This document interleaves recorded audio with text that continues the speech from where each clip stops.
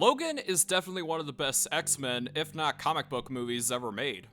The main highlight is the violence. It works here because it's a realistic version of how adamantium works, and it's Logan's final movie, so... Ooh! Ooh! Ooh! The opening scene is awesome because it shows that even though Logan is old and his claws are getting fucked up, he still is a badass. You see, this is what you get if The Last Jedi, Dial of Destiny, Secret Invasion, and Obi-Wan Kenobi were actual movies and shows. And kinda ironic because James Mangold made this movie, so why couldn't he do the same thing for Dial of Destiny? There's even a few callbacks here and there. You don't want to do this. I'm waiting for you at the Statue of Liberty. Statue of Liberty was a long time ago, Charles, a long time. When I found you, you were pursuing a career as a cage fighter. It was actually Rogue who found him, but okay. I also like this. Hey, driver! Ah, he's smiling. Same old ladies' man Logan. You get your fat ass back in your office. You'll get your money. Charles's arc is pretty good. I like how he has old man muty fever, if you know what I mean, not Alzheimer's or dementia. Yeah, that's one of my main flaws of this movie, his condition's not really clear. I'm not really a fan of movies that kill off everybody, but I'm more forgiving of this movie because, well, it's in the far-off future, and the upside is, bad Cyclops, non-comedic Iceman, non-Russian Colossus, Rogue who can't fly, transgender Paige, and Aiden Canto are all dead. Aww, too soon. The seizure scenes, especially the one in Vegas, add good suspense. Basically, Wolverine needs to give Charles a shot so everyone doesn't get an aneurysm. I'm so sorry. I'm so sorry. And as a comic fan, I never thought I would ever see a movie where Charles Xavier drops F-bombs. Fuck off, Logan. So you remember who I am now. Stop it, for God's sake. I can do this. It's nice they still make love after so long. Yeah! Standing there. Trust me, I'm not looking. I also like Caliban's inclusion in this movie. Because he's albino, he's gonna get super sunburned, so I like his gear. You leave me alone with that fucking albino. He doesn't listen to me. And I guess he makes Charles Xavier's anti-racism stance hypocritical. They also give him a backstory. I read about you when I was a kid. You used to work for my team. You were helping round up all those old mutes. Caliban is the kind of character in the comics that I go, oh yeah, that's Caliban. Cool to see him. He's not my favorite, but yeah. The key word, I hardly see myself cowering below decks like Nosferatu. Even though in the comics he speaks in third person, but okay. I never liked the idea of X-23 because I always felt like she was just gender-swapped Wolverine. And not to mention she's Mexican, a little cherry on the swap sundae, am I right?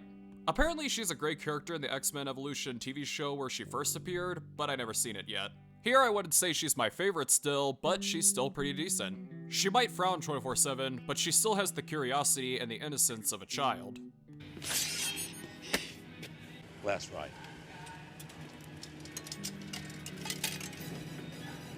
Welcome.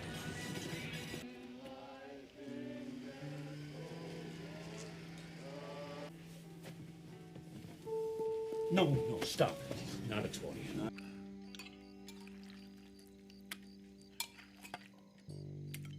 You see, this is what you get if Captain Karen was an actual character. I also like how she doesn't talk, and when she does, it's only in Spanish. What? Okay, shut up. Shut the fuck up! But when she starts speaking English, it feels a little forced. Deja que conduzca. Let me drive. I also like how they establish that the claws are based off gender. The men have 3 on both hands, the women have 2 on both hands, and an adamantium slipper, but it's only used once. Jumping on to the villains, we have Metal Arm Dude. I like that he has fingertips, he's well acted by Boyd Holbrook, and is a racist.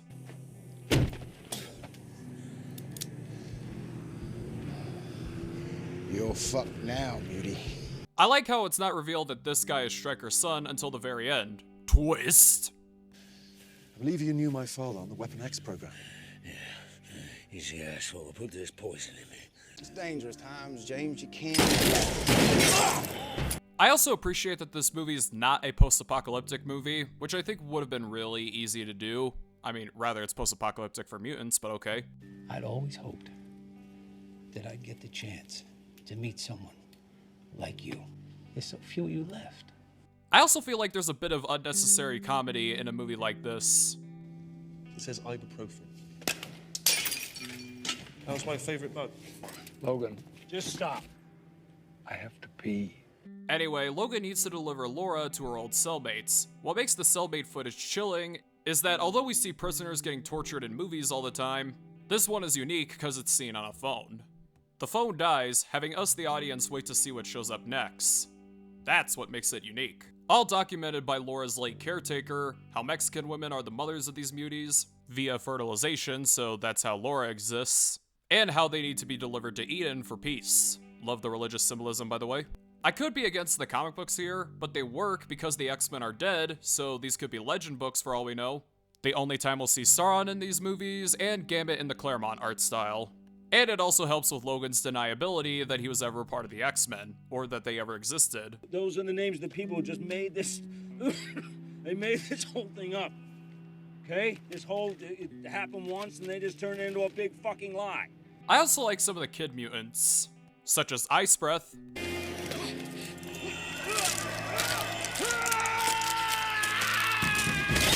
what is her name? I want to see her more. Pine Nito. The fat black kid has the same name as Iceman, but he has electricity powers instead of ice. Lizard Kid. Oh hey, Richter is in this movie. Fun fact, Richter was also a victim of laboratory rapes like in this movie. I like that he's the leader figure in this, probably because he's the only character comic book readers know about. Except why did it take forever for him to use his powers like in the climax? I mean, his powers were always vague to me in the comics, so at least I know now. I also got invested in the black family in the middle of the movie. Yeah, although their screen time is minimal, you do get attached to them fine. They play the role as middle of the country, you help us, we give you dinner. They're wannabe travelers. All the same, I'd love to travel someday. And I bet you will. I can drop out of school. Okay, let's not go that far. The son is always second or third place in competitions. The son bonds with Laura. Logan helps the dad in one scene. They give hints of the X-Mansion. Careful, you're speaking to a man who ran a school for... Well, yes, there was a kind of special needs school. That's a good description. He was there too. Oh, yeah, no, I got kicked out a few times. I could say you were a good pupil, but the words would choke me. Okay, how come this family hasn't gotten the idea that he might be Charles Xavier and he's talking about the X-Mansion? But not only does the family die... Honey? Stay down there, Will! But Caliban sacrifices himself. We even see his dead body afterwards. And before Charles dies, he gives an emotional speech. You know, Logan, this was, without a doubt, the most perfect night I've had in a very long time. But I don't deserve it. I did something unspeakable. I've remembered what happened in Westchester. This is not the first time I've heard people. Until today, I didn't know. You wouldn't tell me. So we just kept on running away from it. But what actually kills him is a Wolverine clone, X-24, so I'm assuming they're adapting the Clone Saga. What makes you know that it's not actually Logan talking in this scene is the Dark Shadow, him not talking. Charles being the elderly telepath, he is not realizing it's not the real Logan. And his final speech being said to the bad guy. And after X-24 is run over by the dad is about to kill Logan, but instead, the gun is not loaded, and he falls. Not stabbed or shot, just dropped dead. What makes X-24 great is that he's younger, the look of Hugh Jackman's Wolverine we are all familiar with. They also establish that he can't regenerate like the real Wolverine, so he needs a serum. I'd say my main flaw with X-24 in this movie is that he's not really in it enough. Now on to the climax, it's already established that Logan is dying. Something's happening to you, Logan. On the inside, you're sick. I can smell it. You are dying. It's hinted that he has some sort of disease. That doesn't change the fact that something inside you is poisoning you. You've got to check yourself into a hospital. Fine. Logan is then given a serum to help him every once in a while. In the climax, Wolverine instead says screw it, and uses the whole thing. Logan and Laura fighting side by side, father and daughter. The kid mutants killing Metal Arm Dude as revenge for their torment. Logan is then stabbed into a branch by X-24. X-24 is shot by Laura. Laura then cuts the branch to talk to Logan one last time. Laura's nose is running while crying. I feel like a more cliched movie would include Wolverine having a long talk with Laura and then he dies, but instead... This is what it feels like. And then we get a speech by Laura. A man has to be what he is, Joey. Can't break the mold. There's no living with the killing. There's no going back. Right or wrong, it's a brand. A brand that sticks.